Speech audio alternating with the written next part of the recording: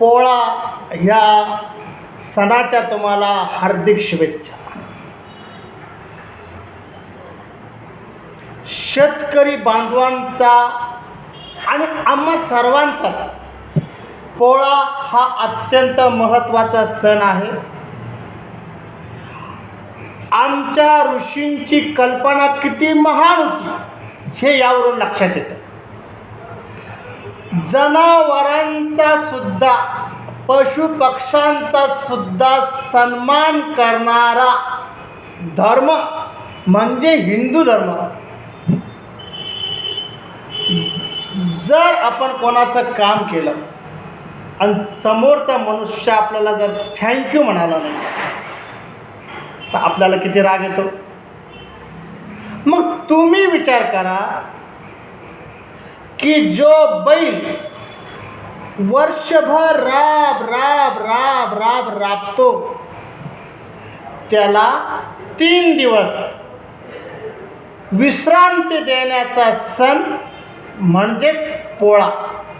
त्याच्या कामाला थँक्यू म्हणण्याचा सण, त्याचे आभार मानण्याचा सण, त्याला आराम देण्याचा सण, त्याच्या प्रती कृतज्ञता व्यक्त करण्याचा सण म्हणजेच पोळा.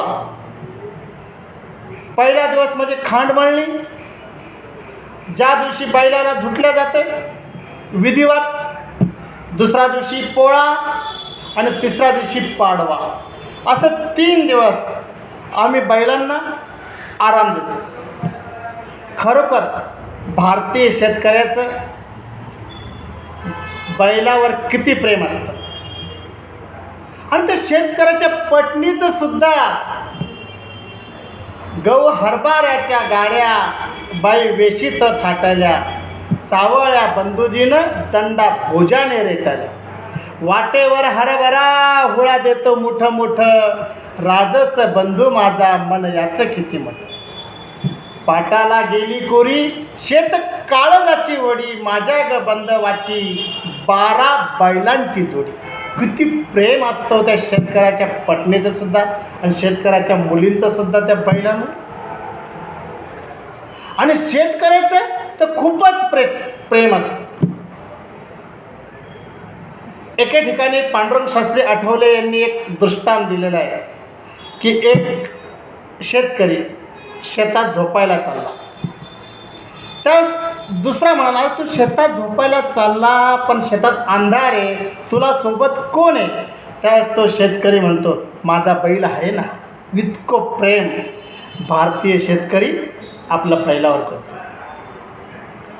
एका शेतकऱ्याने आपल्या पाखऱ्या नावाचा बैल विकायला काढला आणि तो बाजारात विकायला चालला.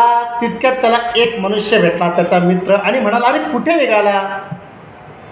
त्यावेळेस तो शेतकरी म्हणाला, हा जो पाखऱ्या आहे ना याला विकायला निघालो. त्यावेळेस त्या समोरचा व्यक्ती म्हणाला, पण का? अरे ज्या बैलाने नेहमी शर्यतीमध्ये पहिला नंबर घेतला, ज्या बैलाने तुला मान सन्मान इज्जत पोझिशन मिळवून दिली, त्या बैलाला तू विकायला निघाला. त्यावेळेस जो बैल विकणार असतो तो म्हणतो, अरे मी या कारणाने विकायला निघालो कारण तो म्हातारा झाला. तो म्हातारा झाला म्हणून तू विकायला निघाला, आणि तुझा बाप बी म्हातारा झाला रे. त्यावेळेस बैल विकायला निघालेला मनुष्याच्या डोळ्यात पाणी येतं आणि तो बैल विकायचं कॅन्सल करतो आणि तो म्हणतो, माझा बैल मरेल तर गोठ्यातच मरेल, मी त्याला विकणार नाही. इतकं प्रेम शेतकऱ्याचा बैलावर असतं. एका शेतकऱ्याने आपले बैल विकायला काढले.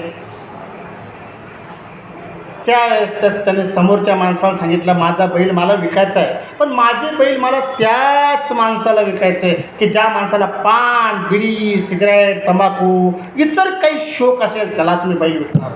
तर तो मनुष्य म्हणाला, अरे बाबा तुला बैल विकायचे घेणे, त्याच्या पान बिडी सिगरेट तंबाखू याच्याशी तुला काय घेणं आहे?